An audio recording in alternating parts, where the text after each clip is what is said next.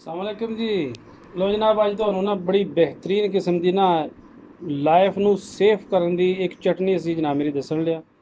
और यकीन करो कि जोड़ों का दर्द, गैस, किडनी का दर्द, जनाब मेरी ट्यूमर, उस तो बाद जनाब मेरी मेदे का मसला, गैस और कई भी जनाब मेरी 100 बीमारियों का इलाज, ठीक है ना। इतनी ज़बरदस्त किस्म की चटनी है कि अगर तुसी जनाब मेरी इनू बना लेंदे हो तो सुबह दोपहर शाम इनू जनाब मेरी खाने तो बाद खाओ, यकीन करो कि भाई तुहाडी लाइफ बदल देगी, ठीक है जी। अदरक, नारदाना, पुदीना, ये तुसी जनाब मेरी बराबर मकदार नाल ले लेना, ठीक है जी।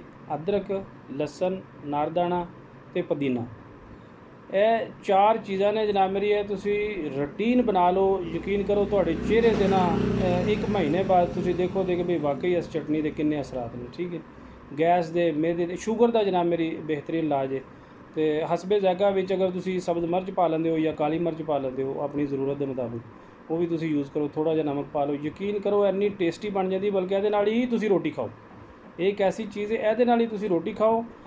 तो ਇਹਦੇ ਨਾਲ ਤੁਸੀਂ खुद देखो कि भी थोड़े दिनों बाद ना 10-15 दिन तो बाद तुसी जनाब मेरी खुद महसूस करोगे कि भी किन्नियां चीज़ां दे कंट्रोल हो, ठीक है। दर्दां जोड़ां दियां, इधर उधर जनाब मेरी गैस, मेदे दा मसला जिन्ने भी है ने सारे इंशाअल्लाह जनाब मेरी अल्लाह ताला ਇਹਦੇ ਵਿੱਚ ही शफा रखी है। अल्लाह ताला दी इन्ना खजाना ਇਹਦੇ ਵਿੱਚ। सिर्फ असी देसी इलाज करते कोई नहीं, वो मैडिसन जनाब मेरी डॉक्टरां दी और इधर उधर नुस्खे खा खा के असी अपना आप जनाब मेरी तबाह कर लैने, गाल लैने।